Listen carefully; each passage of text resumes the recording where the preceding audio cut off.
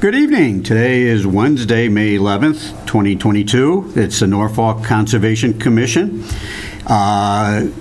We're doing Zoom along with in public, in person.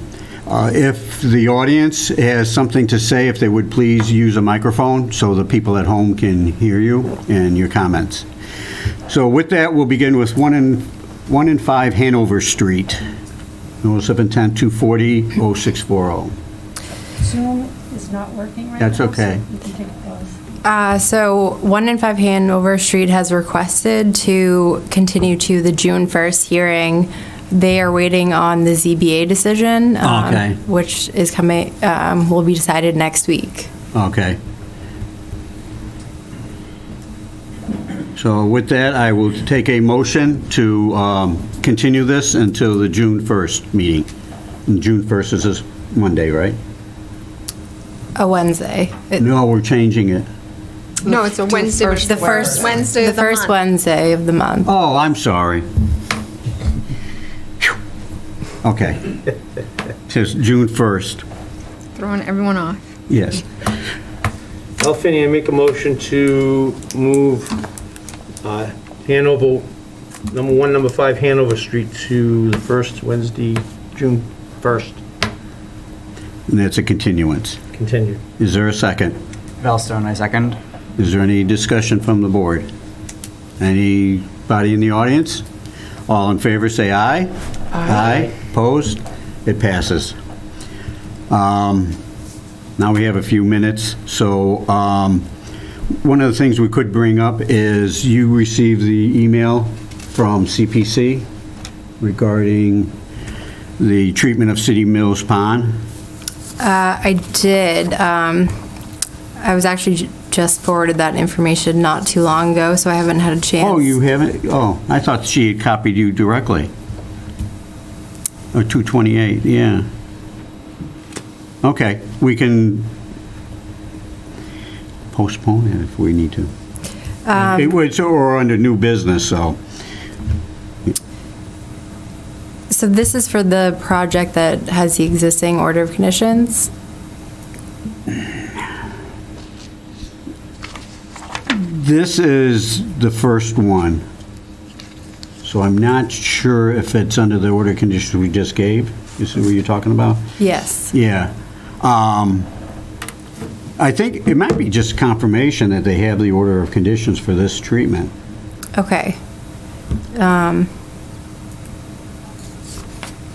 And, yeah, and he said the initial sonar treatment at City Mills Pond went off yesterday, that's May 9th. I've attached a field notes summarizing the visit as well as the invoice, which CPC pays, and will notify you prior to the next treatment at City Mills and the first Highland Lake treatment, which is later in the season because it's targeting water chestnuts.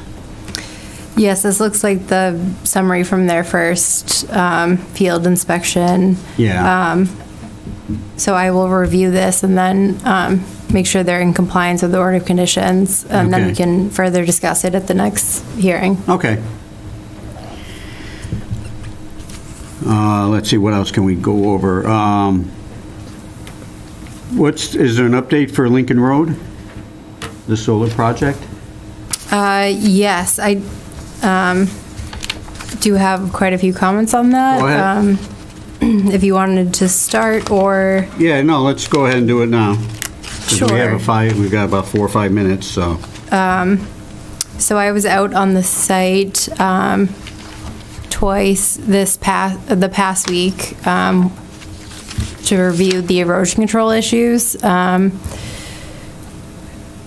If you want to bring up the plan that's in the drive. I'm not sure how many of you are familiar with the project. The north western corner, I believe, of the property, the majority of the site sheet flows to that corner. So during the snow melt this year, they had some pretty significant erosion issues. Sediment and gravel went past the erosion control barriers. And and it's about anywhere between 6 to 15 inches deep. Ooh, So I wanted to propose a couple ideas of how to handle that. Right now, they currently have a company out on site who's doing the final grading. I was there Monday, and the site looks a lot better. They have it up to grade now, so they won't have continuing erosion issues on that slope. are they hydroseeding it, or? That their next step after finishing grading is to put hydro seed down. I gave them information on a couple of erosion control mixes, which are quicker to establish than other okay. seed mixes. More And- ryegrass, or? Yes, I think ryegrass is one of the seeds that are commonly in mixes like that. Okay. All right, so, 15 inches, is that like a silt? It is, Is that yeah. out where the vac truck is? So beyond the erosion control barrier, there's about 5 to 8 feet where they can actually reach over and just scrape that out without damaging any vegetation. However, there is, and that is the deepest area where it's about 15 inches deep. As you move farther into the buffer zone, it gets less deep, but there's shrub vegetation. So if that was going to be removed, the sediment that's within there, the shrubs would have to come out as well. So either the board can have them remove that, which would include removal of vegetation and then subsequent planting, or choose to leave it. were you able to there. speak to somebody there, or? I was, yes, and they're okay with whatever the board decides to do. Oh, okay. So that'd be something we'd have to put on for next meeting, to put in an order of conditions on, or? I mean, you could decide it at the meeting This meeting? tonight. So for the Conservation Commission order of conditions, an as-built plan wasn't required.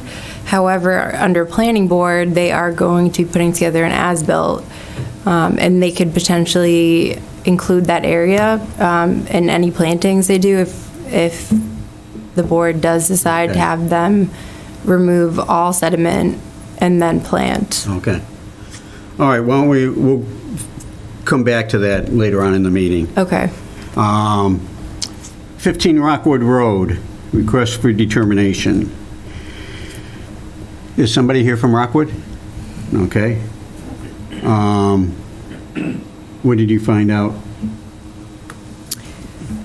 So 15 Rockwood Road, they are requesting that the commission make a determination that the site is, whether the site is an area subject to protection under the Wetlands Protection Act and under the bylaw. So I did an inspection May 9th to confirm existing conditions on the property. I did not identify any wetland areas, isolated or bordering. One area that I looked at is a concrete sluiceway or concrete swale that's located along the northern side of the property boundary. And it empties into an 18-inch concrete pipe located at the northern corner of the site along Rockwood Road. The swale is slightly pitched to the east, approximately 1% slope. However, I didn't find any signs of hydrology that might suggest that it conveys flow on a regular basis. The swale was filled with sediment and leaf litter, and in some areas there were actually shrubs, including multiflora rose and forsythia, growing within the sediment that's in the concrete swale. Both of those plants are found in upland areas, again pointing to suggest that the swale doesn't convey water, which would mean that it's not something that's protected under the bylaw. So for those reasons, I would recommend issuing a -1 and a -6 determination, stating that there are no areas subject to protection under the bylaw or Wetlands Protection Act. And then I was able to, I also found a RDA for 25 Rockwood Road, which abuts the property that was filed in 2016, that also found there was no wetland resource areas on or within 100 feet of the property. So it seems to confirm that. Consistent? Okay. So based on that, we'll accept a motion for 15 Rockwood Road. And what Caitlin said? Maggie. Maggie Crow, I would issue a motion to, or issue a -1 and -6 determination for 15 Rockwood Road. Did I do it right? Is that right? Did you hear her? You didn't hear me? No, I didn't. I'm sorry. Okay, Maggie Crow, I recommend that we issue a -1 and -6 determination for 15 Rockwood Road. Yes. Is there a second? Seconded, Al Finney. Is there further discussion? Any discussion from the audience? All in favor, say aye. Aye. Aye. Opposed? Passes. 262. No, we can't go to, it's not 7:15 yet. Who would like to be a representative to the CPC? Do you know what the CPC is? It's the Community Preservation Commission, and tax money is put into that fund, and they can use it for recreation, affordable housing, and a couple of those things, but it's, and they've got a couple $1 million. It's a big fund. Recording in progress. They, Norfolk was smart. They started it early, and the state gave lots of money into it, matching funds and stuff, and so they've had a big fund to use, and with it, they've bought property, they've bought affordable houses through the Affordable Housing Trust and stuff like that. I've been the representative the last number of years, and it's my time to get off of the board. Why are you just looking at me? And they only meet once a month. So you can think about it if you don't want to volunteer tonight. Wait until Jim comes. Oh, nominate Jim. But it's an interesting thing because you see different projects that come aboard and for the town, and it's a good way of using some tax and state monies for improvements. So now that it's 7:15, we'll go to 262 Dedham Street, request for determination. So if you all remember from the last meeting, they needed to send in a revised Form 1 requesting a determination that the project is not applicable under the Wetlands Protection Act in addition to the bylaw. So they sent a revised Form 1 asking for those who request, and a legal ad was rerun in the paper with the correct language. And that being said, I recommend issuing a -3 and a -6 determination. Okay. Is this the proposed gun range? Yes, it is. Yeah, they're taking down the building and rebuilding. It's the same owners. So I will accept a motion for Al Finney, I 262. make a motion to recommend a -3, -6 determination for 262 Dedham Street. Is there a second? Valstone, I second. Further discussion? And I don't see anybody here from 262 Dedham. So all in favor? Anybody else? I'm just Rich Riccio from Field Engineering. Oh, I'm sorry. Just here, I'm on the Zoom call. Sorry. I just wanted to make sure that if there were any questions or anything, I was here to answer them. Okay. No, I don't think we have any. Okay, great. It's all good. Now, there is,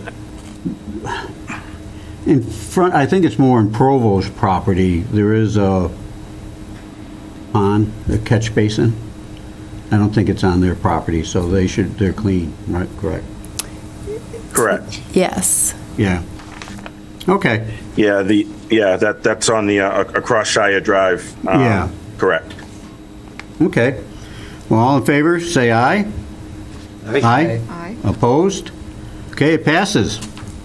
Good to go. Thank you so much. Have a good evening. Thank you. Appreciate it. Okay. 7:20. 2 minutes. 72B North Street, the tree work, order of conditions. What's that about? There's notes on that one?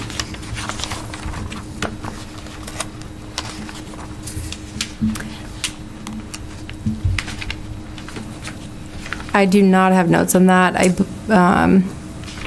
I believe the owner wanted confirmation that the work she wanted to do was a part of the order of conditions that she currently had.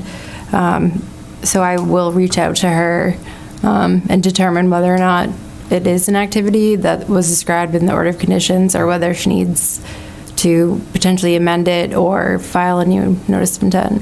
Okay.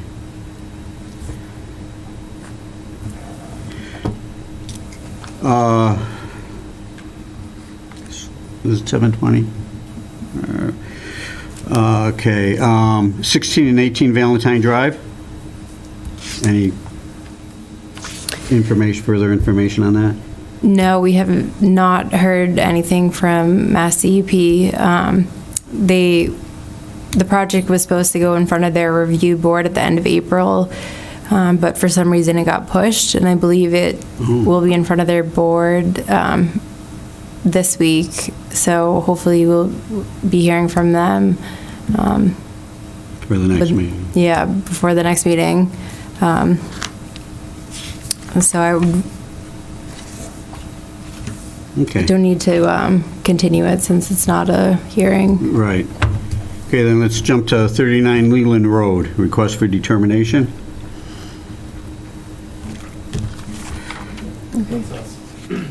That's you? Yeah. Okay. What would you like to say? I just want to give a huge thank you to Caitlin for helping us so professionally through the process, first and foremost. But essentially, the project is removal of some invasive species that are right abutting, right next to the pond area there. And primarily, Can I interrupt you for a minute? Could you grab a microphone, Oh. please? yeah, let me do that. No, there's a couple Hello? Hello? Okay. figures that I put in there. Hi, I'm Lucas Machado, and I'm here representing the applicant Deborah Tatnall for 39 Leland Road. Okay. So primarily, it's just it's removal of invasive vines. It's about 1,400 square feet of area, and the vines in question are pretty much Oriental bittersweet. And it's a really good project. This is really, the homeowner there she's only been there for a few years, and she's really interested in restoring the area and doing her part, because I know there's a lot going on in the area for the kind of ecological restoration of her little postage-sized property near the pond there. And this is just something that's really key to getting the area in order, because the vines are taking over her yard. So the one thing that we didn't have when I initially submitted this was the formal plot plan, but we did advocate to get that. So I think it's part of the documents now, which basically just essentially confirms that this area where the invasive vines are is, within the zone of the pond buffer there. Essentially, it's all behind the shed. And yeah, my father here, we own a landscape design build firm together, and he'll be the one conducting the work. It's all going to be hand labor, no machines. If you guys want more details on his approach to that, he can speak to it, but we understand the importance of not bringing any heavy machinery near the pond area. And yeah, and it's just been a really great experience working with Caitlin to put this together and learn about all this. So, yeah. I did have one question for you. So, as far as the vegetation removal goes, do you plan on doing any removal of roots or root systems? Yes, we are. Hi, we spoke. Could you identify yourself, please? Hi, my name is Nilton Machado. I'm here representing the homeowner of property 39 Legland Road in Norfolk. And when we met on site a couple of weeks ago, and we did talk about, the idea is to get as much of that root as possible from the first round. And it's a very restricted area. We don't really have access there with any type of machinery, and also is given the proximity, so all the work will be done by hand. The good thing is a pretty easy dig in there, which appears to be is a very sandy soil. So the idea is to really individually pull those weeds right up, and most of the roots as possible, if you're not all of them. Ideally, we'd like to get them all out, but we all know that's probably Not on the first try. impossible on the first go around. So, but I think given the condition of the sites and given the amount of stuff that's in there, and we should be pretty successful with it. Is it spread to other landowners? If we're looking at the house on the right side, it's not much. It's just directly on the property fence itself, which is primary inside of 39. But then on the left side, there's some other stuff going on here with the wild roses and things like that. Okay. And which she has a certain amount of that on her area, but it's primary the Asian bittersweet that's in there, and they've been there for quite some time because you can see the vines are getting pretty thick. I remember back in the 70s, there was a big decorative shrub. My mother used to. Oh, so you're aware of how much roots they have? So they're everywhere. So Yeah. well, especially if you're looking at the shed on the backside of the shed, there is a lot of them there. I mean, through the years, the homeowner has put some tarps in to kind of keep it at bay, but it's still. I mean, I'm assuming as soon as we roll up that black tarp that's in there, it's all there. It's just not coming through, especially now, given we're heading into the growing season here. So, but the good news is not much outside her fence line on the back directly to the patio. So, I mean, to the pond. So it's primary inside her property and also climbing on the fence. So I'm not sure, why it's not going back further, but the backside is in good shape. Yeah. Thank you. No problem. Caitlin, any other? So my thoughts are, considering that the work is taking place outside the 50-foot no disturb buffer zone, I think that a -3 determination could be appropriate with some conditions. Some of the conditions that I would propose would be to install an erosion control barrier around the limit of work, consisting of a minimum 8-inch diameter straw wattle, considering that there is going to be root removal.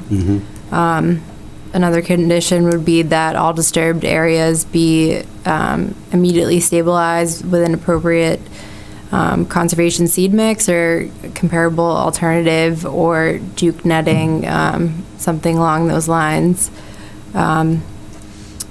Invasive plant materials should be disposed of according to state laws, and no work beyond the areas shown in the application will be permitted for vegetation clearing. What are your plans for taking it away? Yeah, well, you want to speak to that, and then just on the seed mix, that is something that we have since thought about, and we do have a meadow seed that I think does include some rye, but we'll definitely confirm that with you guys in terms of the immediate aftercare. The vegetation will be disposed at Southbridge Farms here in Walpole, Yeah. Walpole. So that's where we're going to be taking the stuff. Okay. Thank you. No problem. Is there any other comments or questions from the audience, from the board? What is going to be replacing it? We putting mowing grass, or just grass, or? Really? Well, so most of it's kind of in like like Milton said, like a sandy area soil. So I think pretty much it's just she really wants it to be kind of turned over to like a more naturalized, low maintenance, kind of like embracing the messy sort of area. So we're pretty much just planning on putting the seed down to retain the soil and something that's going to grow tall and hopefully, maybe some flowers and stuff. Yes, Regan. I just I'm wondering about the diameter of the bittersweet, because my understanding is that over a certain diameter, it's actually best to use chemical control. Did you think about using chemical control applied? No, And can we're they not. use chemicals near the water within that? Yes, so for bittersweet, well, if we permit them to, Yeah. they can. And then for bittersweet, you just literally paint it, you cut it, and then you paint it on okay. it. So it's targeted just to that root system. There is directly behind the shed, if we're looking at the shed on this position here on the left side, there is a bunch in there that's probably, I would say, inch and a half to 2 inches in diameter. There's a couple of bushes in there of that size, but the rest of the stuff is all about, I would say, an inch and under predominantly. So, but there is a couple of a cluster that's a Okay. little bit bigger. I think that's probably the threshold when the people start to move to chemical. Is Okay. around What's that, 1 diameter. inch or 1.5? Yeah, like 2 inches, because they can get pretty big. Yeah. If I could say, I would prefer not to go the chemical route, Yeah, they just the root system. Yeah, are I understand, very yeah. extensive, and then it'll Yeah. pop. I have it in my yard and literally pulled it up over my whole lawn. You can just keep going with it. Yeah, I understand, yeah. So, Yeah, I'm not sure the homeowner would be amenable to that either. She doesn't use any type of chemicals in her yard.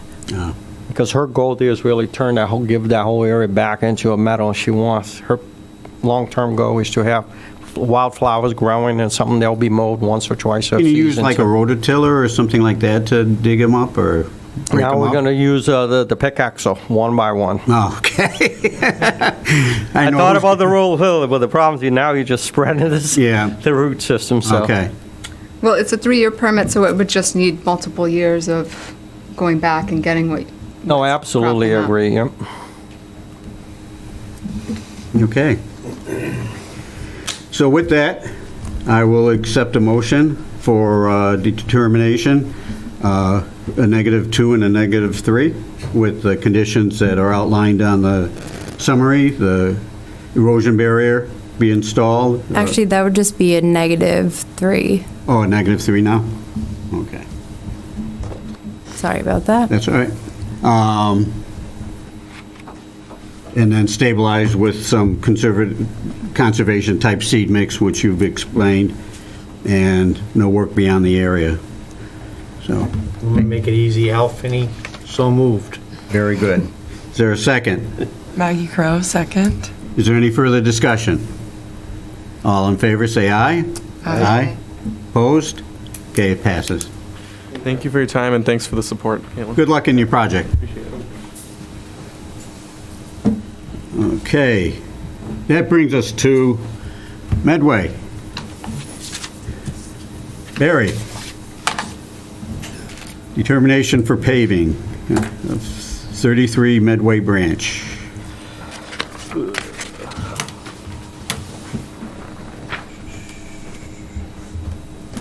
Oh, it's throughout the, I'm sorry. Yeah, it's the, Yeah, just Good your evening. address. Barry LaRiviere, Assistant DPW Director, Town of Norfolk DPW. So we're before you tonight for an RDA for paving. Interesting turn of events here. So under the state bylaw, pretty much all the DPW work that we do is exempt. Once we started digging into it, we found out the local bylaw is a little bit more stringent and doesn't make any of the work that we've been doing for the last 12 years exempt. So we're before you tonight to get an RDA so we can move forward with our paving this season. And don't look back. Yeah, we've had discussions. I think it's on the table to kind of look at the town bylaw, maybe readjust it at fall town meeting to make it a little bit more amendable to meet the state reg. Excuse me. So we have 6 total paving projects in town. 4 are under the RDA. We have 2 reclaim projects and 2 mill and pave projects. So those are highlighted in red on the map. So I can go We can go over each individual street. I don't know how you guys would like to proceed.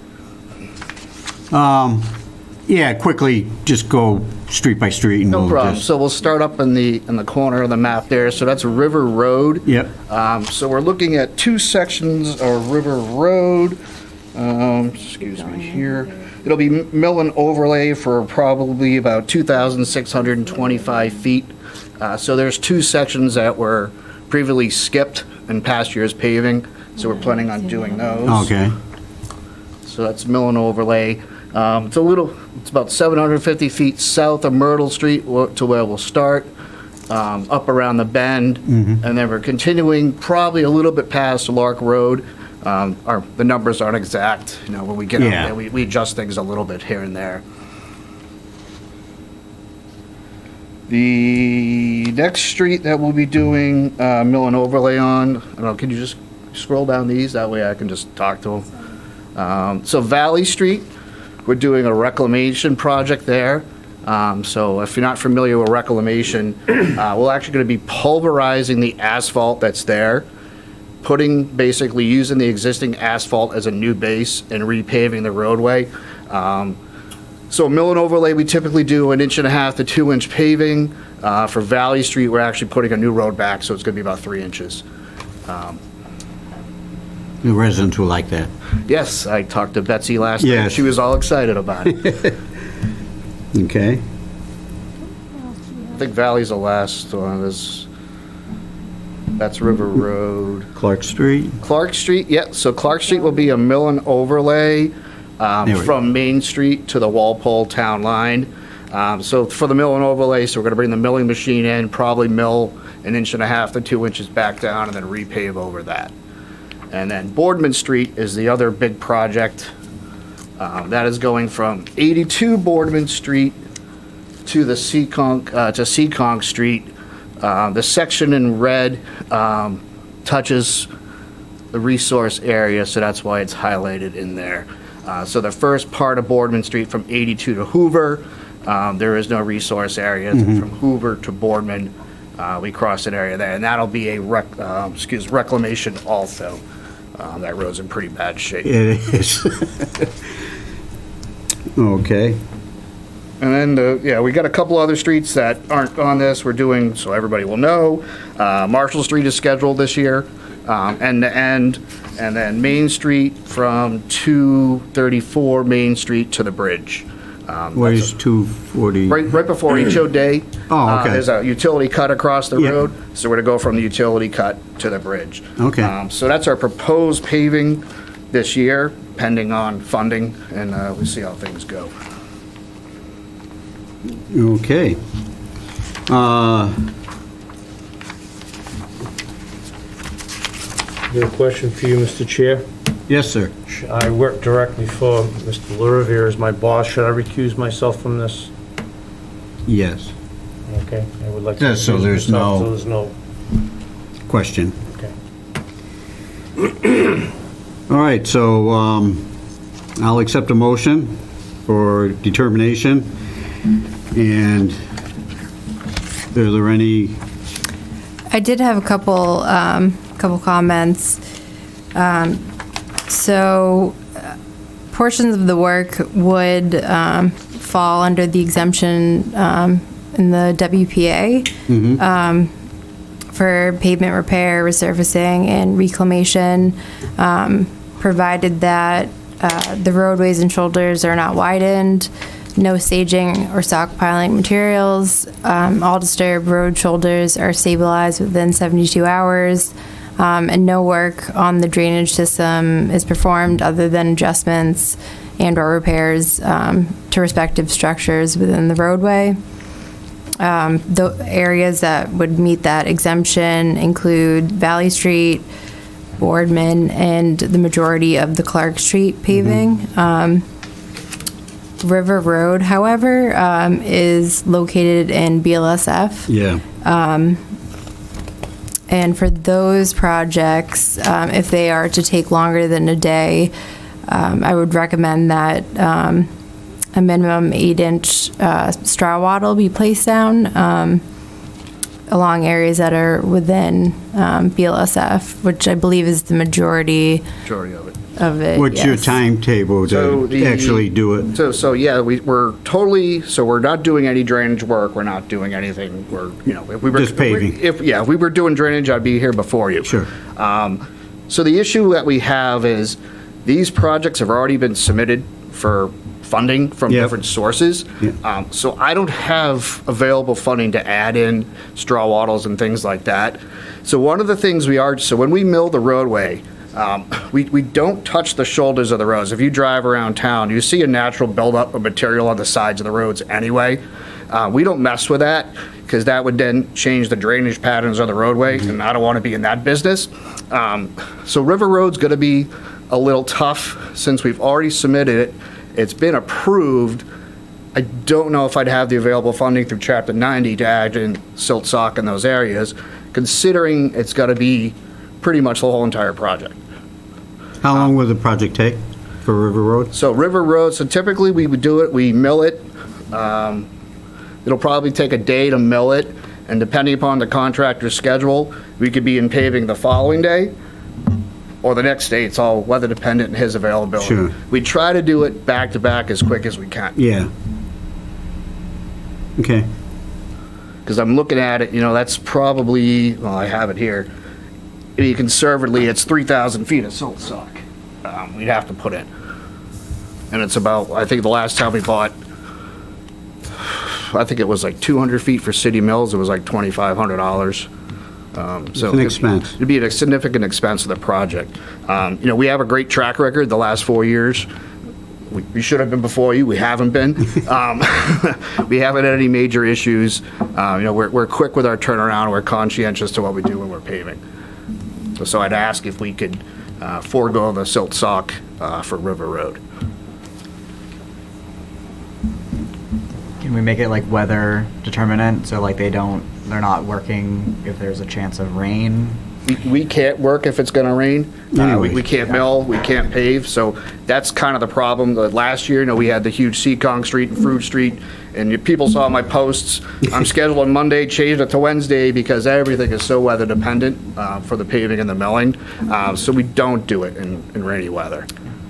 May I ask a question? Yes, Reagan. So for those areas, River Road, so bordering land subject to flooding is, you know, the 100-year Yeah. flood zone. So do those roads flood? River Road is a couple small sections where it gets a little water, but it typically hasn't flood.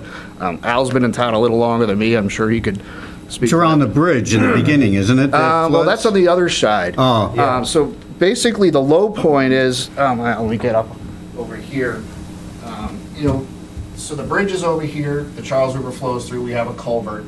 We'll catch pockets of water on the sides, but I'm going close to 4 years in town, and I've never seen it flood. Over there, yeah. No, we'll see pockets of water through here, pockets of water through here, but nothing within the roadway itself. Yeah.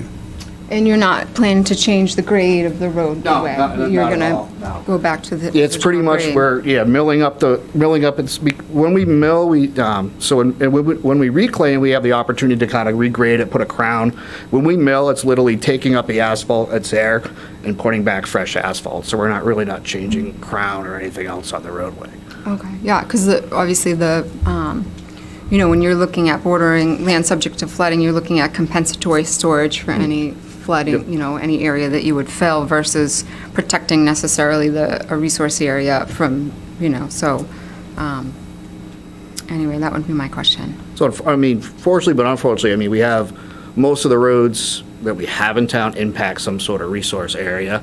I've noticed that as Yeah. I drive around town. Yeah, no, we're very diligent when we're out there working. You know, I myself sat on a commission for 16 years. I have a background in conservation, so I bring that to the table when I'm out there, and I'm always looking for, those type of situations that we may fall into. Okay, well, obviously, climate change is coming, and if there's an opportunity for us to, improve, floods are on, we're only going to have more periods of drought and more periods of flooding. So I know it might not be in this budget, but that's something that in a future application we might look to. Because I'm not actually sure if under the Wetland Protection Act, if the if the exemption is when you're working within a resource area. I think it's buffer. only within buffer zone. Buffer, yeah. So. Yes, so you can, the -2 determination is for areas that are located within a resource area, but have been determined, or the work has been determined to not adversely affect. Not adversely affected by adding Yes. additional fill. Which is why I would recommend issuing a -2, a -3, and a -6 determination. A blanket for all of them? So the -2 is for the work within BLSF, the -3 is for work within the buffer zone, and -6 is really relates to the bylaw. But is it through which, just River Road? Or, For the whole project. project, okay. Yes. And then I think it would be a good idea to include the weather permitting okay. in regards to the projects that are in floodplain. And take off the And take erosion off the control? erosion control barrier. Okay. That works for us. I'm sure I'll be in shortly in the near time. At some point, I'd like to give you the update to where we are with stormwater. Okay, and the yeah, storm we permit and appreciate everything. Yeah, so we can talk everything stormwater. I will say, on River Road, where the work is being done on both sides, the elevation is lower than the road. Yeah, Yeah, it is. 95% of it, yeah. so. Yeah, so we never, that's like I said, I've never seen, overtopping of the roadway. There's, random pockets of water through here. A couple walking trails that you might see up through there. If you drive by, you'll see standing water in those too. Yeah, but to Al's point, for the most part, the road is actually higher than the area. Yeah. Okay. Any other questions, comments from the board, from the audience? With that, let's accept, or I'll accept a motion for the paving projects with the -2, -3, and -6 determination, eliminating erosion barriers and just depending on good weather. Correct? Correct. Go ahead. Valstone, so moved. Is there a second? Maggie Crowe, second. Any further discussion? All in favor, say aye. Aye. Opposed? Okay, it passes. Thanks, Barry. We appreciate it. No problem. I'm not going anywhere. I think I'm up next. Back to back. Okay. City Mills Pound. Yes. Yeah, I re-enter, Do you now? although I'm a butter of this, so I don't know. No, Technically, you're not going to. no, I'm not. See you again. You're on a high, I'm on the high end of You're on it. the high side, Al. yeah. Okay. The performing boring, you've already done the borings, correct? Well, we did, so there's a series of borings. Again, we thank you Yes. for your cooperation. It was a time-sensitive project, so we did borings within the pond. Yeah. That we, under your direction, we agreed upon. So the second part of that is to file the RDA for boring. So we have 2 borings in the dirt dam, and then 2 borings in the asphalt. So all this work is for preliminary design and study of the City Mills Dam project. Now, we've been going at it for a few years now. Step 1 in the project was to remove all the woody vegetation on the dam, rip-rap that, kind of restore that back. Bigger picture is so the bridge is in good shape, the culvert's in good shape. There's 2 culverts. They're in good shape, but when you put it all together, it's not so good. So the drillings, the borings that we need to do are some explorations into the dam itself so we can understand what the base material is. Explorations into the roadways. So there's a stone arch culvert that's closer to Hanover. I don't know if you see it. There's a little stream that's coming through there. We need to do some investigations there. Some preliminary design is leaning towards maybe upsizing that culvert at some point. Again, this is all work in progress. We're throwing out ideas. And the final thing is so you can straighten out the road. Don't spill the beans. Yeah, big picture is we're looking at, how can we fix the dam, straighten out the road, address the bridge, address all the culverts. So this is all just exploratory work so we can take a look underneath and see what's going on. Okay. We have a feeling that, since this road is probably the oldest road we have in town, there's probably a cobble base and there's a lot of stuff going on under there. So we're proposing to go out to do the 4 borings in the locations as we described. Okay. Is there questions from the committee? Commission? Or in the audience, anybody? Okay. So, So again, this falls under that gray area again where it's, state regulated, town bylaw. And town bylaws are always stricter, Yep. especially, in Norfolk. so these borings are in, The are in asphalt. buffer zone, or they're in jurisdictional area, resource areas? They're in the buffer zone, aren't they? The road? All the above. Yes, yeah. We got flood Okay, so zone, we got there's buffer 6? zone. Got everything, yeah. Yeah, 6 proposed, 4, 4. yes. Yeah, they already did the ones within the pond. B22-5, B22-3 are in the gravel roadway. B22-6 is near the Main Street culvert next to Hanover, and B22-4 is just west of the bridge abutment. So we have Where's this map? 2 in asphalt, 2 in dirt. This is a markup that I did, but unfortunately, this version of Adobe doesn't want to allow us to rotate it, Oh, so okay. it's actually readable. Go We to don't view, have can a you switch laser it? printer or a What? laser If you pointer? go into view, I have a- can I you have a switch it to little plan. horizontal, like landscape? Go to view. Okay. If you go to page display, maybe it'll swap. The third one down. I guess no. It's not gonna. Can you rotate it? No? Does Control R switch the screen, just rotate the whole screen?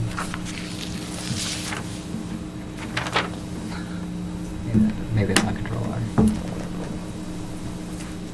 R. Okay. It's fine. Well, we'll live with it. Computer was, We left that one at home, apparently. How big are the borings, Barry? Just like we did on Seacon Street, the 4-inch. It's the same company, Geotechnical, they're right here in Norfolk.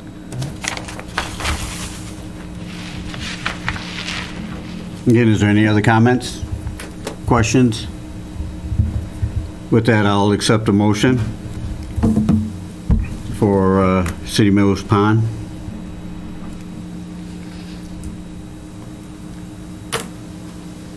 Al Finney, so moved. Second. Maggie Crow, second. And what's the motion going to say, Caitlin? so that would be for a -3 and -6 determination. Oh, okay. Good. That's okay. Lots of negatives Oh, here okay. tonight. But negative is positive. And we were talking about that today, why negative means positive, and, but, okay, all in favor say aye. Aye. Opposed? Okay, it passes. You're good to go, Barry. Thank you very much, we appreciate it. Is this yours or our Oh, copy? yeah, I can take it, keep it, take it. Plenty of them. Thank you. Appreciate you coming. I appreciate being here. Thank you, Come every Barry. Wednesday. Sure you did. 11 o'clock last night. I'm a dedicated town employee. Because I'm a volunteer. Yeah. I was there last night. That's right. He was there. Where were you? At home watching TV. Okay, Industrial Drive Dam. What's going on there? Industries So Drive. it appears that DEP has not received a copy of the notice of intent. When checking the website this afternoon, it still wasn't listed. However, a representative is here to give us an overview of the project and give us some more context on the location. And then during the next hearing, a review will be done to ensure compliance with the state and local bylaw. And then the applicant will need to address comments from DEP if there are any. Do we have to open a hearing on this? Oh, yes. Oh, okay.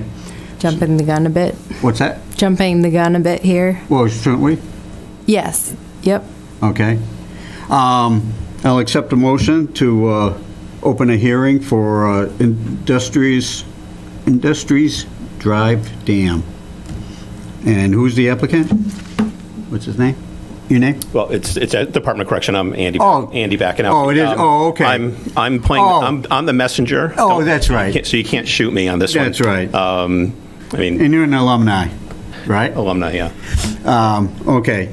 So- I forgot that, yeah, that's the Department of Corrections. Unfortunately, the consultant record, Weston Sampson, the woman who Alexa, who's been talking with your office, Okay. is not available tonight, and another gentleman who apparently is COVID positive, and the third person who could possibly come has never been to the site. Oh, So It's you. So it's me, given my 20-year history of having worked there and actually done inspections Sure. 20 years ago on the dam, and a lot of the stuff that we'll talk about here. This is basically the full 5 months of construction. okay. Let's get a hearing started, so then we can fall under. So I'll accept a motion to open a hearing for Industries Drive, Department of Corrections. Al Stone, I make a motion to open a public hearing for Industries Drive Dam. Is there a second? Maggie Crowe, second. Okay, all in favor, say aye. Aye. Aye. Opposed? Okay, go ahead, Andrew. So we have a ton of pictures here, and I'm going to try and go through as quick as possible. Sure, take your time, whatever. So this is actually after the fact filing. A lot of this work's already been done. Could we just go back to the first slide? So a little bit of history about this crossing is that in the 1930s, there was a cattle crossing that was constructed of concrete over the Stop River, overhead utilities to power barns located in Walpole were there. Most of those barns are gone. The poles are still there. The concrete crossing was there until this work was done. Sorry, it's okay. So in 1950, when the utilities were brought up to the Walpole prison, the dam was actually raised a bit. Utilities were put into the roadway. Wait a minute, till 1950s, there wasn't any utilities there? Just overhead power lines. Oh, okay. Oh, Yeah, I'm sorry, the okay. Walpole prison was finished in 1955. Oh, okay. So so there was a 20-year period that I can show you in the next slide. I'll show you where the cattle were kept, and because those pens are still there. Are we bouncing? Just Go back. Yeah, just go back one more. Sorry. This is slide 2.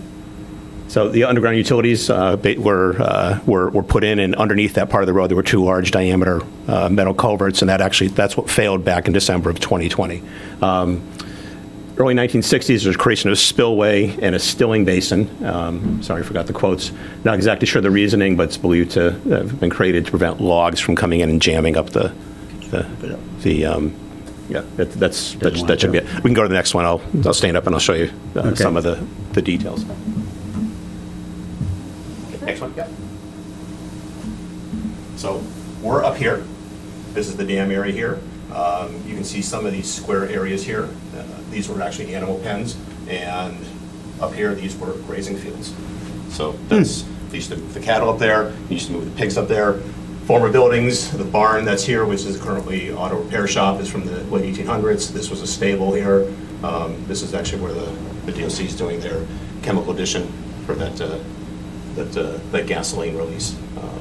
And then there's a former piggery that's here, and then there's a few other buildings. There's foundations left of some of the other livestock that was kept here, and those, like I said, some date back to the late 1800s. So Stony Brook comes in here, Stop River's in here, and we continue down here. Main Street, Clark Street Bridge is right there, and then next one. So this was December 5th, 2020. You can see a water line here. This was the first indication that something was going on. We thought it might have been a water leak at first, and it turned out that we didn't see anything. It was filled with flowable fill. There was no water loss. The guys that run the water plant saw there was no discrepancies. What they did notice, though, is that the stilling basin, which is here, this is the spillway, which is inundated, it was falling very slowly. They were thinking that the culverts were clogged, and that periodically has happened. So next one. This is the concrete structure on December 20th, 2020, so about 2 weeks after that first collapse. You can see I mean, it was a substantial structure. If you look in here, you can see it's completely plugged. What had happened is the pipe simply just failed and collapsed. Next one. So this is the stilling basin that was built sometime in the 1960s. We're still not quite sure when it was built, but it seems to be pretty good. We believe they did this so you could catch logs from going in there and they'd stop. During periods of high flow, it worked to a certain degree. As you can see, this is the downgrading wetlands or the downstream wetlands. Just for references, I'll use on this side of the dam, this is upstream versus downstream because some of the pictures are actually kind of flipped, but trying to get your orientation. So on December 20th, when we realized that the water was not going down very quickly, pumps were put in, Office of Dam Safety was called, DEP was contacted, Janet was talked to, I talked with Blythe, talked with Blair, and told them we've got a problem. Yeah. So I was selected because when I live in town, I knew everybody who to call, and having the history of this, so that's kind of why I got enlisted on this one. At this point here, we're pumping from the stilling basin, trying to maintain the water level, but as you can tell from the previous picture, the spillway is inundated. It's about 4 feet higher than it should be. Next one. So after quite a bit of pumping and also just the lack of rainfall, you can see this is the spillway that was in there. This is actually the Mass State Police dive team. They were going to go in and check, and then when they realized that they threw a few things in the water to see which way the currents were going when they got sucked down, they bailed on that. So it was very difficult. Wow. The pumping rate that we're pumping here is probably about 1 million gallons a day. Just with the 2 pumps that were here, we got up to 18 million gallons a day at one point.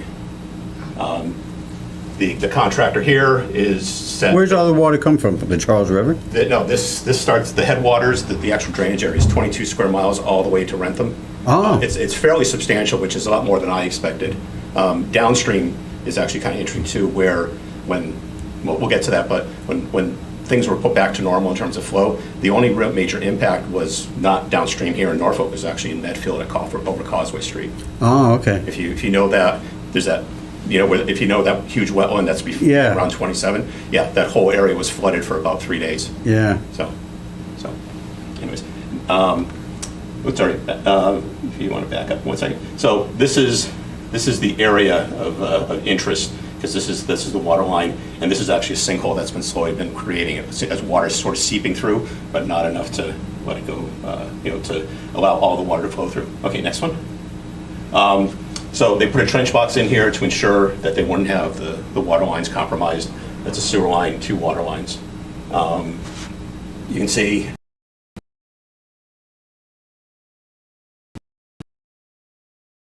at this point is about 18 million gallons a day.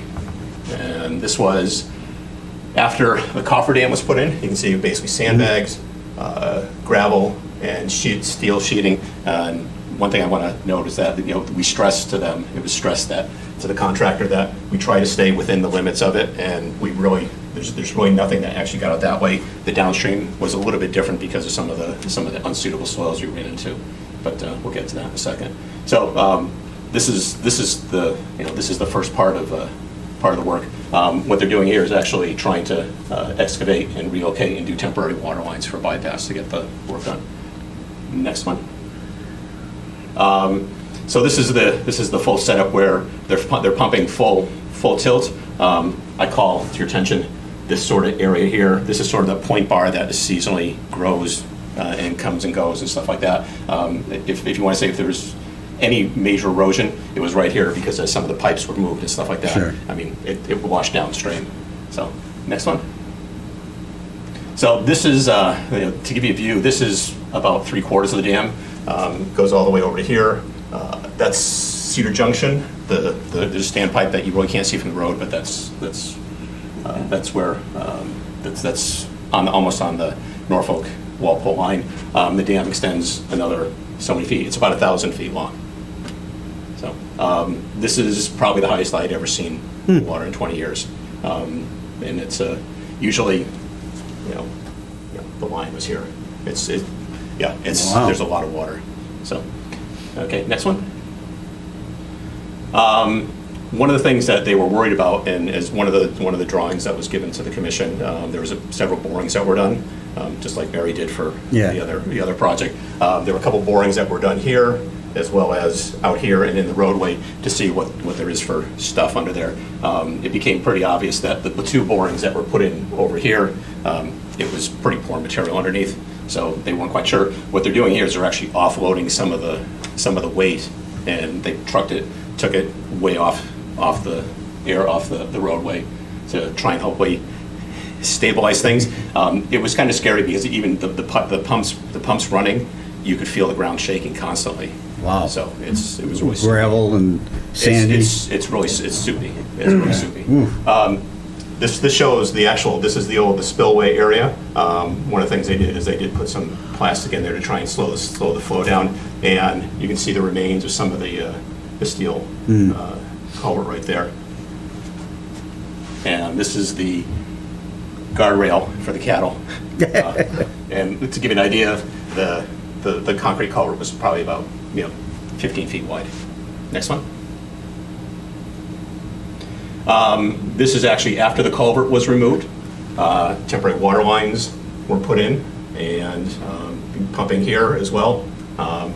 These pumps became almost secondary as the water time stabilized, but as we saw, when you have a snow melt, everything had to come back on. But for the most part, these two pumps ran continuously. Some of this water that you see here is actually seeping through underneath the problems we had with the unsuitable materials.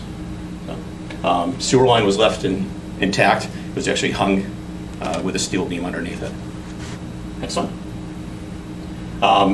This is late January of 21.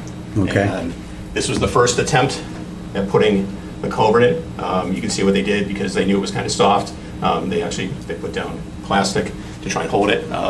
What they did is they knocked off work for a couple of days, a little bit because of weather, just because of extreme cold weather, and they came back, did some measurements, and realized that it actually lifted up. So they had to excavate out. Unfortunately, I don't have pictures of that, but I do have pictures of it when they got to here. They had to excavate out and put a mud mat down and then set it. So they set it in two sections. You can see they're desperately they're dewatering here, and it was mush. It was mush. Next one. So this section has been laid after running into the problems they had over here with unsuitable material. They devised this. I'll call it a big trench box, for lack of a better word. Put steel pilings in, or steel sheeting in, welded some I-beams to it to hold it, and put down concrete, let it sit for a couple of days, and next one, finished off. As you can tell by the snow cover, you can see how the weather was very difficult to work in. There's other equipment that was here that it's not seen, but they were constantly running ground heaters all the time, so things wouldn't freeze. Trying to think, see what else. This is the sandbar that eventually disappears because of moving of the hoses. Next one. This is the beginning of the backfill in sections. There still is another section to go on here, and believe me, this was quite an operation because they got some in Middleborough, and the other ones they had to get from Pennsylvania. Oh, gee. And just to give you an idea of one of the reasons why they went with this size is that they took the drainage basin, calculated volume, did all the calculations, the hydraulic calculations, and this basically could handle a 200-year storm with plenty of capacity. And considering what we had before were 4 feet diameter, 4 feet diameter culverts that were squished down. What size is that? That's that's about a 5 by 5. So, and you think it's like, well, the math works. The math works. So you get it from this view. You get a good idea. You can see this is the steel sheeting that was driven down here. Some of the ballast that was put in here, and this is the spillway, and then one of the some of the sacks they put in there to hold the water back. So next one. One of the many trees that floated down, and it's if anybody's been out there, or if you've seen, or if you know about it, I mean, there's used to be a big blue heron rookery out there, and a lot of the trees have been dead for at least 40 years, and they're slowly falling and coming down downstream. So this is the the final, I'll call it wrap-up of they've wrapped everything in plastic, compacting it, using blocks to create head walls. At this point, the only pumps they're pumping are using these big pumps here. Water is maintained fairly well. Next slide. So you can see the head wall and constructing the other head wall here. This was kind of a little bit of a delicate operation because they realized that some of the material here was still kind of spongy. So they had to place them, they let things settle, and then if they had to put another one on, this was engineering. Quite a project, yeah. This was engineering on the fly. To give you an idea, usually once or twice a week there was a design change, and the contractor, Jay Lorenzo, was very good about figuring out how to deal with these changes, because the Office of Dam Safety was driving a lot of the requirements, and then Weston Sampson, who was the design engineer, if they disagreed, they were forced to show the calculations and prove. So I mean, it was a very high level technical discussions, and sometimes there was some disagreements, so which happens. So at this point, we're pretty dry on both sides here. And if you go to the next slide. So this is what I would say the first release of water. They removed the cofferdam from the downstream side, so you have water that's coming in here. They've ceased pumping. What they did is they pulled the steel plates up a little bit, and you can see water coming through. This is the new spillway. The old one was a little farther back. These are two 24-inch concrete pipes.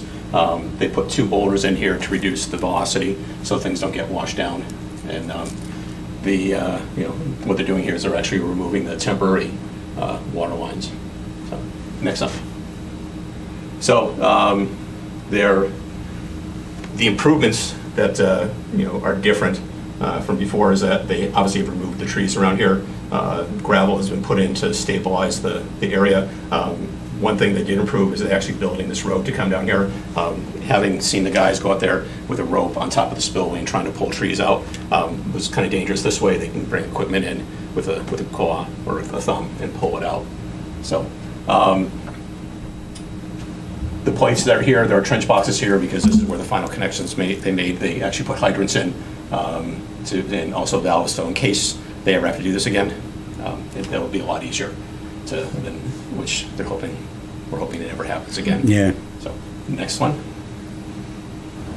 So downstream side, as you notice, this is the normal flow. You can see that sandbar is gone. You can see some of the material here, and if you look closely here, you got some here. You can see some material here, but basically that section, I'm going to guess 5+ yards of material got washed down. The river downstream really is very shallow. A couple feet at the most in some places, but for the most part it's shallow. During this whole thing, we did check the downstream downstream bridges at Main Street and Clark Street and all the way down to Medfield. Someone was responsible for just making sure that the water wasn't touching the bottom. So, and the December melt we had at Christmas time, if you remember, we had snow on the ground and we had rain. Yeah. That was we were that close to the bridge on Main Street. So, next slide. And this is the finished end product. As you can see in this one here, you snagged a tree already. And if you look here, we have one that's come through the pipe already, and those have been removed. So I think the next thing would probably be some sort of trash guard at this point. But at the same time, realize that we've just started releasing the water. Normal flow through here, these pipes are less than 6 or 8 inches. So you're looking at the velocity. We were a good 6 to 8 to 10 feet maximum higher than normal. And that's another view from another time after they removed material. You can see that big tree that was here is gone. But those are the 2 pipes.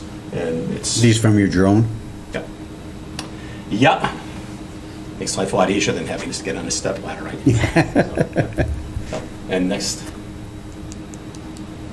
That's it. Well, thank you. So that's good explanation. That's kind of it. So basically we started December 15th, give or take. Construction started December 20th to at least pumping.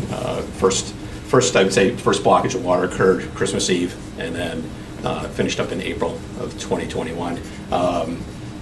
things that are going on right now is every 6 months, a dam inspection report is required to be done. Those are being done. The dam is considered in poor condition. Because no one really knows how it's put together. So at some point, it's got to be replaced? You don't want to be here then? Well, I mentioned to Caitlin what and I call it sort of like a door wedge design, where the upstream side, right now, if you're like this, dam safety is looking for something that's like this. And because as the weight of the water comes up on it, it actually pushes the dam down, and I get the physics behind that. And on the other side, so the dam doesn't move, you got to go a lower toe on the other side. But they're also talking removing 1,000 linear feet of trees and just stripping everything. And it's like, wow, that's, I mean, I've worked on some complex projects, but I don't even know how you deal with some of this stuff in terms of compensation. It's just, it's one of those things that you've got to, so one of the reasons for doing this, the after the fact filing, is because they're going to ask, the Office of Dam Safety will ask, originally when they said just do it, they said if there's questions, somebody's complaining, have them, they would take the heat and So now it's on record and... It's on record now that it's been done. So, yeah. And again, I don't expect this to be closed anytime soon. I think we're going through the process, but just to understand that, the work has been done, the work has occurred. There really was minimal filling of any resource area. This area probably is the only area where riprap was brought in to maintain a decent slope and shore that up. But for the most part, the footprint really stayed the same. The actual dam footprint never really changed. Heights were slightly changed a little bit, and the area, because of some of the hydrants, they created small platforms so you can work around it. So. Yeah, quite the engineering feat. What I know about some of the decisions that were made, literally something was submitted on Wednesday for final review by the Office of Dam Safety, and then by Friday it completely changed. Wow. And they were, they were right on it. They were on it. They had to be because they were, the concerns were, it's like, what if it all goes? That was a concern. The biggest concern really was the fact that as water was impounded and as the water started coming up, you're looking at something, if it's, let's just say, if it's knee high, all of a sudden then you're chest high, that weight is pushing up a structure that was never intended to handle that kind of water. Yeah. So. But that's it in a nutshell. Thank you. Any questions, comments from the board? In the audience? Okay. I would say at this point, feel free to continue it. I know that the plan that Weston Sampson had submitted shows the amount of disturbances. With 1,000 trees? Not with 1,000 trees, no. No. No, just based on. Oh, just on this one? Just on this work, yeah. No, that's. You're talking acres of filling the wetlands. Wow. That's what it comes down. The dam's 1,000 feet, and if you do the math, if you're going to come 50, 60, 80 feet off the upstream side, but that's... Well, if you allow people to go fishing in there, maybe that's the mitigation. There's good fishing in there, isn't there? A lot of carp. Oh, is that right? A lot of carp, yeah, a lot of carp. Do you have another lake or a pond on the property? No, that's a... I knew somebody that got permission to go fishing there. The old superintendent who used to live in Norfolk, Mike Toledo, he used to, if you were a Norfolk resident. Oh, was he? I didn't realize he was the... He was superintendent. When he was superintendent, he allowed people to... Yeah, I know Tom Daly, who's passed away, used to go fishing there. Yeah, and actually Tim Hall, who was one of the superintendents well before Michael Toledo. Even though Tim lived in Medfield, he allowed people to go, and you sort of have to check in and. Oh, sure. You follow the rules. It's a electric trawling motor. Yeah. So, but yeah, there is bass in there, but again, the water really is not that deep. Honestly, the deepest section is probably right here at the spillway. It's 10 feet, 12 feet. Oh, wow. It's not that deep, but further out, having walked through the muck out there, you're talking it's a couple feet in some places. Wow. The stream channels that come in from Stony Brook and from Stock River, those are the deepest sections. 4 How or 5 far feet. is that pond? I've been here in Norfolk for 14 years and I've never seen it. There's a reason I've never for that. seen it. That Pond Street's on the other side of that, isn't it? Yeah, you want to go back to the original, the second slide, I think? Yeah, this I've is- never seen that, I've been here 14 years. Well, it's because it's on private It's on state land. property. State property. What people used to do is they would put in Medfield and then come up the river. And there have been times when there have been kayaks found here because the would leave it? correctional officers are doing the rounds and they see somebody there, they ask them, what are you doing? And Okay. then, they're escorted off the property. Their kayaks. That's in right there. behind the prison, basically. Yeah, yeah. And to give you an That's the idea, ball fields. the ball fields are here. Yeah. Okay. Yeah. How do you know why I about the can't ball see it. fields? Oh, which ball fields are they? Pond Street Rec. Oh, Pond Street. Pond Street. Now Oh. I know why you can't see it. Yeah. All right, So, and Oh, coincidentally, the dotted line that's here, that's the walk. Yes, the what? that's the path, the walking path. no, that's the land that was. It's the newly town's acquired by acquired. the town. Yeah. Yeah. And Now, they're also looking to give us some more land, aren't you? Or they I- proposed something? I have no idea. I mean, this is pretty limited. Yeah, The- but with the original one, I think there was another 40 acres or something. Maybe it's all to the left. The well number 2, which is right here, this well no longer exists, but the actual well designation is staying there because if they ever have to put Sure. another production well in. But for the most part, most of the wells are up here. Yeah, well, I've heard that there's more land that the town could have acquired when they acquired the first part, and they decided not to, Yeah. which was silly, Well, because it well, was... I can say that that was my project back in 2012 of bringing it over. And what we did with Northeast Survey is we identified the areas that you could work within the outer portion of the 100-foot buffer zone. Yeah. And that's what was that was that land Yeah. with the additional 5 acres that was given. Being conservation, if this other land becomes available to us, I mean, the trails that we could get, and it goes, and there's some other ponds up in that area, not, Yeah. let's see, yeah, to the left, I guess. So. So, To give you an idea, when this was going on, when we were at the highest level, during the work, water was up to here. Really? This area was underwater. Okay. Can I ask a question? yes, So you said acres of filling. So you're talking about if they If need to do the whole dam or what you if they did? if they did the whole dam, you're talking this area here. Oh, okay. Yeah, I mean it's acres. Yeah. So we wouldn't be able to permit that. We'd have to No, deny I it. mean and it would be you'd be permitted looking in a at an higher Army level. Corps. It'd be an Army Corps permit amongst other things. And then the question is, could this dam be taken out? I think that would be the ideal. At one point, I mean, to give you an idea, a lot of people from the town and even the town's consultant didn't even know this was here.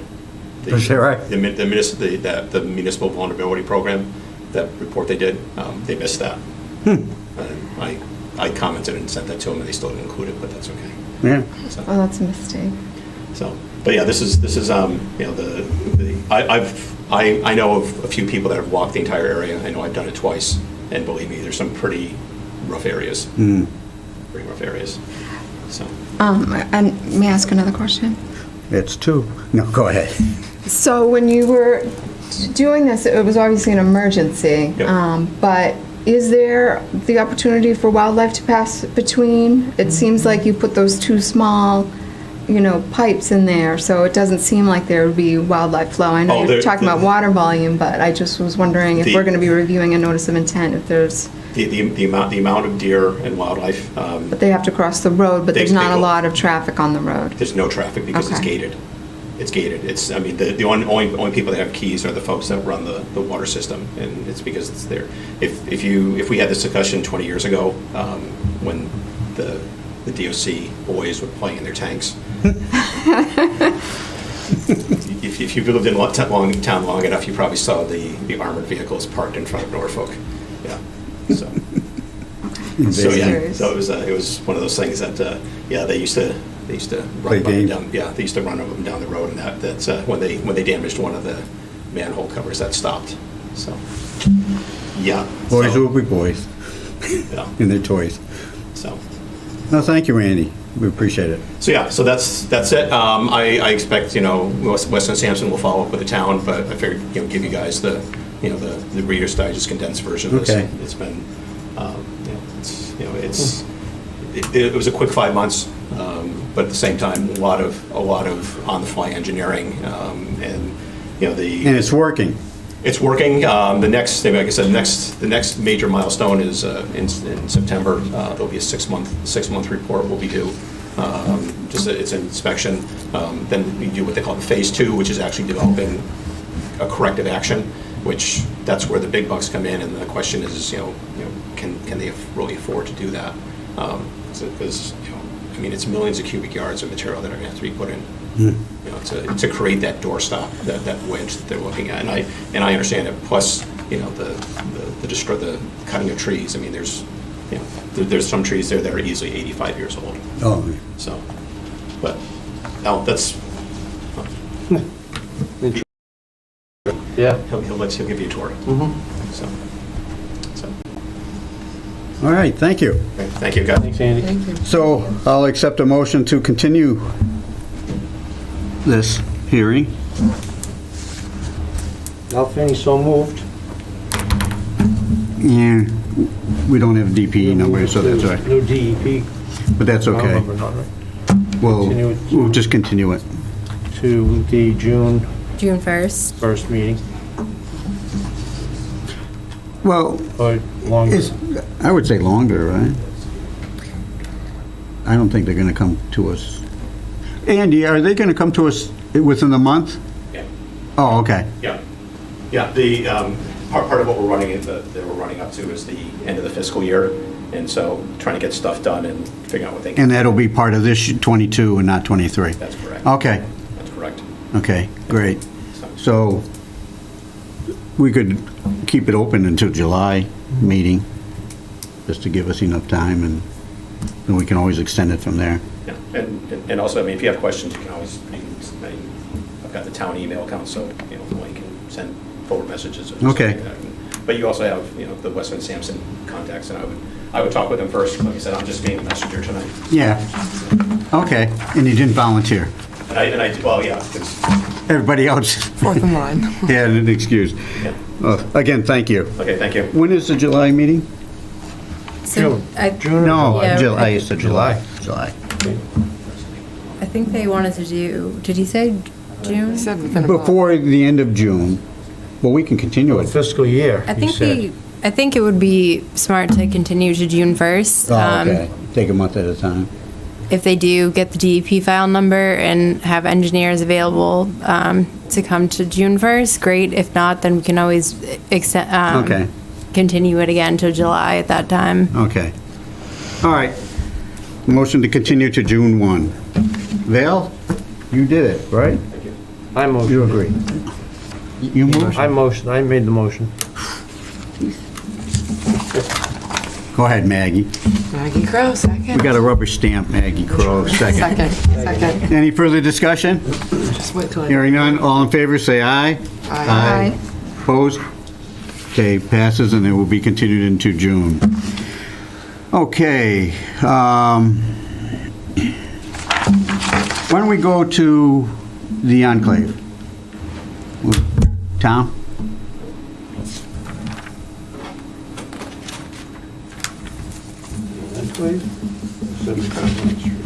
Extending the order of conditions.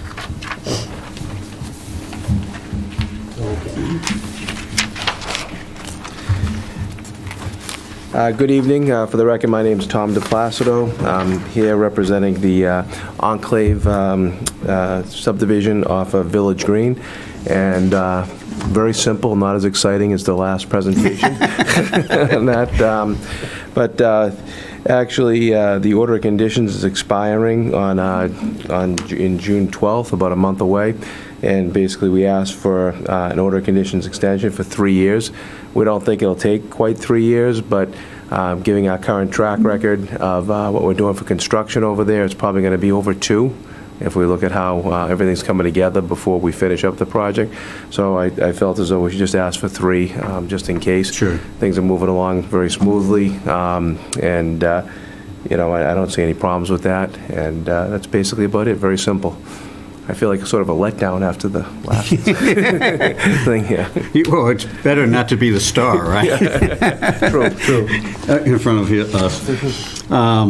So accept a motion to extend the order of conditions for the enclave and for another 3 years. Maggie Crow, so moved. Al Finney seconded. Any discussion? All in favor, say aye. Aye. Aye. Opposed? Okay, it passes. When are you going to start building against the woods? Against at the enclave, all the clearing, everything we've done has already been. I know, but you have to actually build the units. I happened to be driving by and walked through one the other day, Oh, okay. with permission. Yep. No, we've, the woods there, there's one that's up, and there's another one that's under construction, and then there's another foundation. We have 1, 2, 3. There's 4 more foundations that are going in. There should be 8 units that are sold.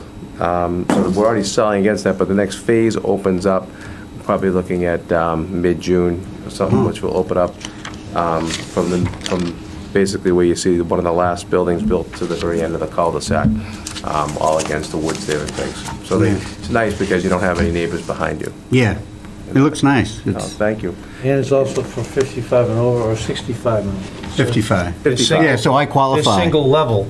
I know. Yeah. That's why we were looking at them. Yeah, appreciate it. Thank you. All right, thank you. Have a nice night, everyone. You too. You Bye. too, Tom. If I decide to buy one, I'll recuse myself from any further hearings. Okay, where are we? What are you here for? 41 Myrtle. Okay, let's do 41 Myrtle. Extending the order of conditions for 24597. Hi, I'm Bob Ringett. I'm the owner of 41 Myrtle Street. So I would just like to ask for an extension on the orders of condition.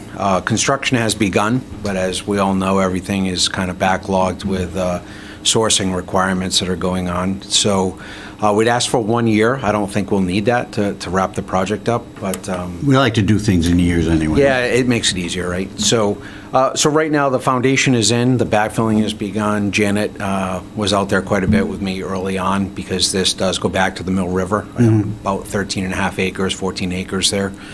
So we have all the erosion control barriers still in place. We had extra silt fence that I offered to put in because we were kind of, going towards the pitch. I didn't want to hear that we had silt runoff or anything like that. And I'm the owner and also the licensed contractor, general contractor on the project, so it's really, my reputation to hold up to the town here that we're going to do it by the book. So, Sure. so I would ask just for the extension as we continue to move forward. Again, we're hoping, to be done with this project by January. So you can move in? I'd like occupancy early, before the holidays. That would be great for my wife and for my family, so. Good. It's May quite I down, ask- it's quite down low, right? Yeah, we're 400 feet off the street, so we're on the first 6.5 acres. We've done extensive work to stay. Janet and, the committee got us the 50-foot setback. We've, haven't touched any of that. None of the vegetation. We had to take down, it was vacant farmland for about 80 years, so there was no kind of culling of the trees. So there was a lot of, damaged trees and wood that would impact our structure. So we walked Janet, we flagged all the trees. We have it in, permission in writing what we brought down, and we've kept our word on that, so. May I ask what the current expiration date is? So it was originally, let me look at my notes here. It was originally March 31st, 2021, and then with the executive order signed by Governor Baker on the tolling, I calculated it out and I, confirmed it with Boston that we thought it was at the beginning of June, but then I went back and found a memo from Janet that it's actually September? September 22nd. So we kind of jumped the gun a little early to get this done, but I didn't want to wait to the last minute. And John Gloss is my engineer, Oh, so okay. civil and structural, so we've been working with John to make sure that this is done. Okay. Questions, comments? So would you be asking for an extension to September of 2023? Yes, please. Oh, I thought you were, I'm sorry. Never mind. So 1 year from the extension 1 year after the from tolling the period. current Okay, and tolling you're comfortable with that? Yes, I am. Okay, let's have a motion to extend the order of conditions for another year. Go ahead, Reagan. We gotta have you on record. So I know you guys say your name. So Regan Milani, I motion to extend 41 Myrtle Street, 240597, an additional 1 year to September of 2023. Is there a second? Maggie Crow, second. Any further discussion? Comments? All in favor, say aye. Aye. Opposed? It passes. Great, thank you. I appreciate your consideration. You're welcome. Okay. Hopping around here. I'm like, What do we, 17 Lawrence Street, we haven't done, correct? Yes, that's right. We'll go back to that.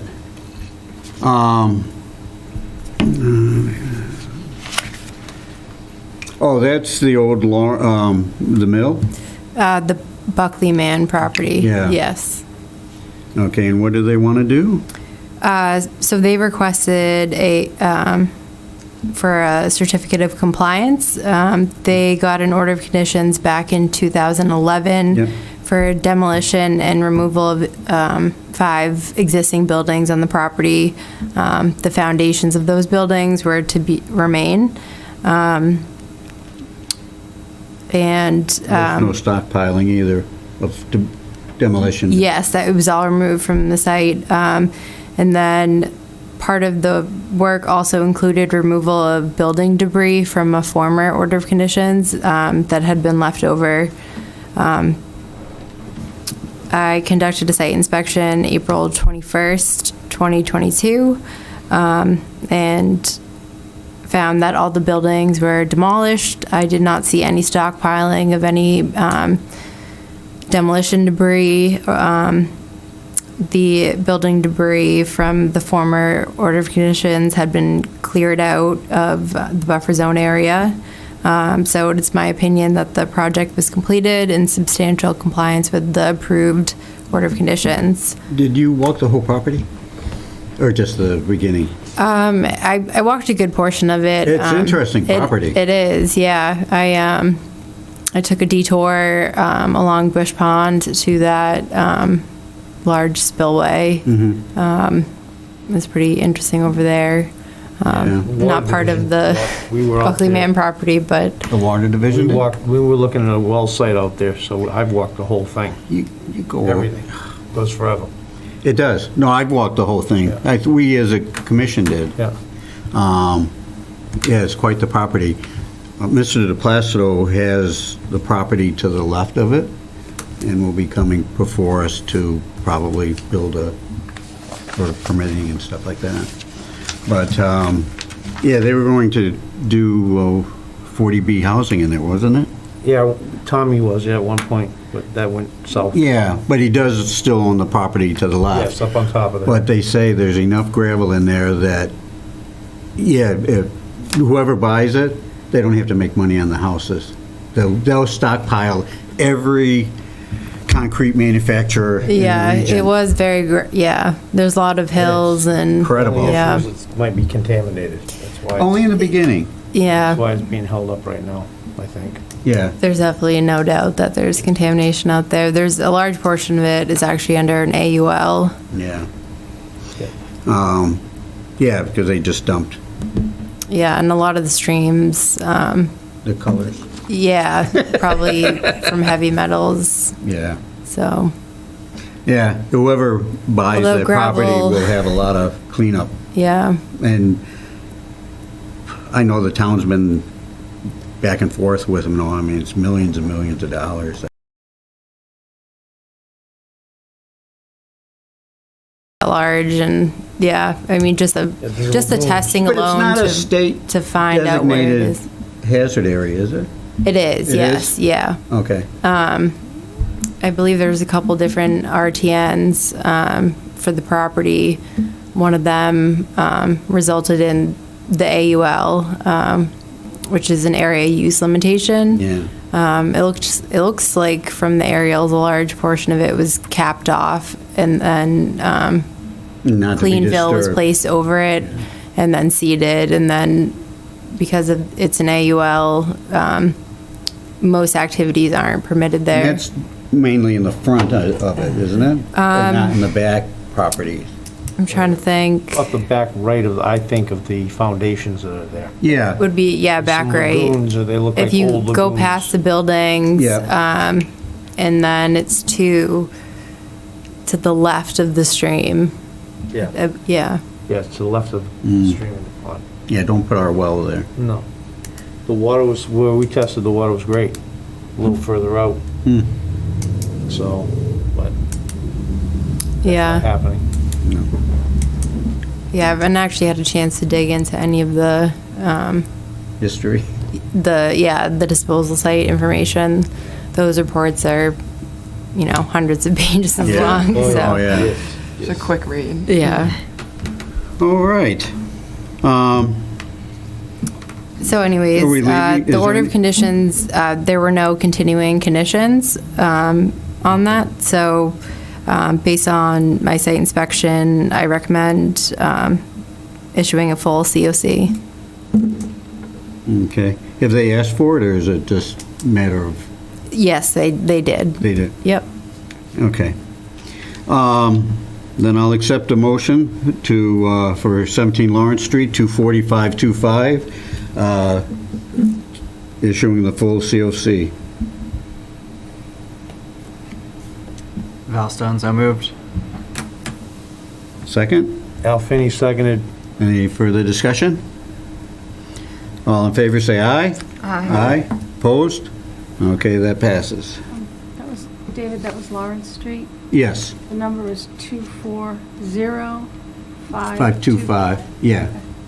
Yeah, Thank you. okay. And any, the other anticipated business was this thing? We still have 11 Leland Street. Oh, okay. Another request for COC. This was for a septic system repair and replacement project within the 100-foot buffer zone to wetlands along Kingsbury Pond. I conducted a site inspection yesterday, May 10th, and it's, in my opinion, the project was completed in substantial compliance with the approved work. All disturbed areas had been seeded and loamed. The grass was approximately 4 inches long when I was out there. The erosion control barrier was still in place, and it was in good condition. That order of conditions also has no continuing conditions, special conditions. Okay. So I recommend the commission issue a full COC for the work. And then after issuance of the COC, the applicant or homeowner can remove the erosion controls. Is that implied? It is. I like to point it out. Erosion controls obviously are good for preventing Yeah. sedimentation, but you do want to either cut them open and spread them out. The ones that are on site are biodegradable, or remove them because over time, Yeah. you do want water to be able to sheet flow Sure. in that direction as intended. Okay. So I'll accept a motion for a COC for Lawrence Street? No, Leland, 11 Leland Street, including the removal of the erosion controls. Al Finney, so moved. Second? Valstone, I second. Any other discussion, comments? All in favor, say aye. Aye. Opposed? That passes. Okay. Lawrence Street. Okay, so the only other thing was this from the CPC about the treatment of City Mills Pond, and that they've already done it, and the field notes are provided to us. So I guess we just documented in the minutes that the work's been done. And you got a copy of this email, correct, from Cindy Andress? Yep. Right, okay. So you can get all the information from that. So that is good. and I'll ask one more time, now that we're ending of it, and all, you see the good things CPC is doing, anybody want to be the volunteer? No. All right. I'll take a motion to close the meeting. Before Any other new business? Mid Myrtle Street, I just wanted to circle back to the Lincoln Solar site. Oh, yes. So there's crews out there now, and as I was stating before, they can reach in about 5 to 8 feet and remove the fill that's there without going beyond the approved limit of work or disturbing the buffer zone even more. So that's an option. So it'd have to be marked or something? Or not to go beyond a certain point? So there's a pretty clear, beyond the silt fence, there's about 5 to 8 feet before there's any shrub vegetation, so that line is pretty much marked out. So they just have to take out that? Yes, and then if the commission wanted to have all of the fill removed, that would require removing that shrub vegetation. And is there any reason to? I mean, there's pros and cons. Obviously, it would be good to get the sediment out of there, but a negative effect would be, removing the vegetation, disturbing the buffer zone there, opening up to be for invasive species. I did notice some knotweed on the site. So if they just seed it and let it go? So this is a violation? No. So this is there was an order of conditions for the site, and I believe at the end of March, during a storm that happened at the end of March, the erosion controls were breached, and that's when sediment went into the buffer zone. Okay, so, that's a violation. Yes. So. And what kind of a site is it? What kind of project is it? Solar. It's a solar site. So is it over an acre of work? No. Oh, yeah. Is it over an acre of work? Yes. Oh, the solar subfield is? It's probably like 3.5 acres. So they would need an EPA NEPTES permit for over an acre of work, and it would be a definite violation of that as well. Yes, they have a NEPTES and a SWIP. Yeah, so they should have to remove all of the fill that breached the limit of work and the erosion controls. I mean, that's up to the board to decide. Yeah, the question is will it? And then be a also further the impact? area. That's what I would be concerned. We had a situation on Seekonk Street with a water main break, and it took all the silt from the street, put it in the swamp, or into the wetlands. We had to come in with vac trucks and back all the silt back out, trying not to damage the species in the wetlands. But my concern would be if we remove all the vegetation as well, like you said, now we could have invasive species growing in there. Especially and wildlife, the ones that are already there. Yeah, knotweed's very opportunistic. So, I mean, how much is there after that? And then also, the area itself is within the disposal site boundary, so you also run the risk of disturbing the soil underneath the fill, which could be potentially contaminated. So it's definitely. The site used to be a junkyard. Junkyard. They did a lot of cleanup there. They removed quite a bit of. There's still cars buried. Is there? I think so. I know they did a lot, and they did a lot of, to our behalf, cleanup that would never have been done. Yeah. I've worked with these people. They don't do anything deliberate, so it was breached because of a major storm. And I understand what you're saying is it's still a violation. Yeah, it's a definite violation. Which it is, but I mean, if it's under the board's decision here to say, okay, remove the heavy, thick stuff, the 8 feet out, and try and stay out of the buffer, the 50-foot buffer zone, and not remove any of the existing vegetations that's there, I think. I guess I'd be interested to know why the removal of vegetation would be required to remove the sediment. Do you actually, can you get into the drive? I think I included a picture there. So it's How deep all is the shrub sediment, do you vegetation, think? very closely packed together. It would take a long time to hand remove it. I don't even think it would really be possible. It would go. I mean, in my, 15 Lincoln Street. I'm new, so it's my first day here, but I wouldn't let anybody get off the hook. You know, I wouldn't care how long it took them or how much it cost them. Oh, yeah. You know, it's a violation, and you're not allowed to fill wetlands. It's a violation of federal law. So I know that, you know, I would want to visit the site and see a hardship reason and not, you know, and I see a vac truck could go in and vac out the sludgy or the silt. That area? Per se, and it wouldn't, How far is that from the clean area, or? From the limited work, that's roughly 20 to 30 feet into the woods, into the wetlands. woods. Now, is that the 50-foot buffer? or 100? Parallel to the wetlands, so it's not You can see towards the wetlands. fence in the back, right? To it. The black fence, silt fence?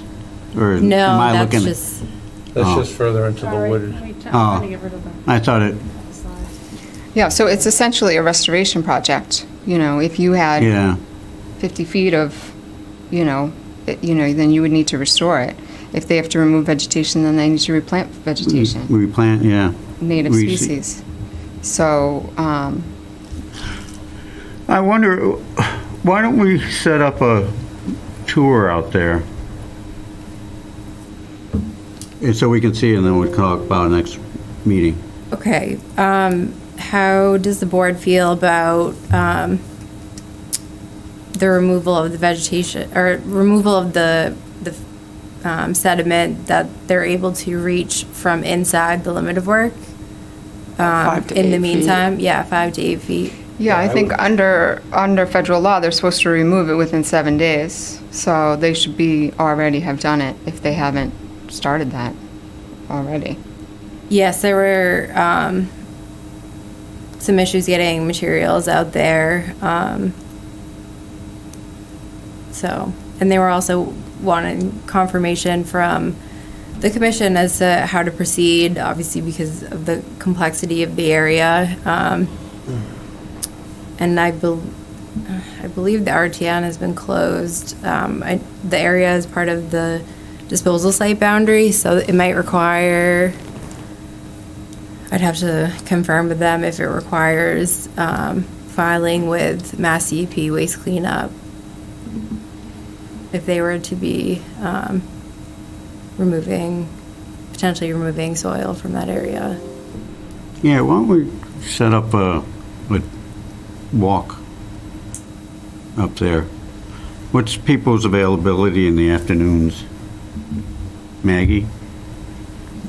You work? No, that's all I do. What kind of, yeah. I don't know. I can be done by 3:30 most days, 3 if I had to. Could we set up, like 4 o'clock at a day next week? Is this about the Stop River? Yeah. This side, is that the Yes. side of the Yeah. Stop River, correct? Yep, that's correct. So before we go walk, do we want them to start removing the stuff that they could reach? Or do we want them not to touch it until we see Why it? don't we walk it first and just to see what it's like now in its current state, and then we can issue at the next meeting what is the action steps. Yeah. Is there any consensus on days next week that might work? The only day I can't do is Monday. The 16th? I also cannot do Monday. How about Tuesday, the 17th? It's a beautiful day. Yes, I'm available Tuesday. You available? Yep. Okay, why don't we do Tuesday, the 17th at 4? Does that work for everybody? Yep. Yep. Any earlier? I get out at 3. I know you're available. Okay. Four sounds like a good number. Yeah, let's just do that. You get out at 3:30, right? I couldn't be done at You have 3. your private jet, though, you can get there. I don't like to tell people about the jet. It doesn't look good on the Conservation doesn't. Committee that I have a private jet. I don't have a jet. That's a joke. He's looking Oh, at me like, yeah. You and Al Gore. not a company I'd like to keep. No, he talks about, well, no, can't do it on public. All right, let's walk it on the 17th at 4 o'clock. Okay, I will let them know that we will be there. Okay. The cavalry is coming. What's that? Yeah, the cavalry. The cavalry is coming. Yeah. Good. Now take the motion to adjourn? Do we have to approve the minutes? Oh, yeah, if we want.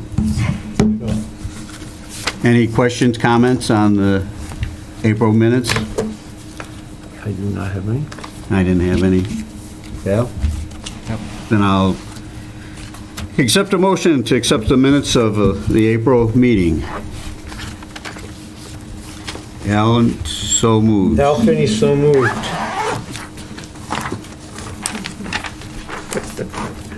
Good. Maggie Crowe, second. All in favor? I'm going to abstain because I was not here. Yeah, thank you. Okay, now motion to adjourn. Al Finney, motion to adjourn? Oh, there's no second, so we have to stay. At 8:51 PM.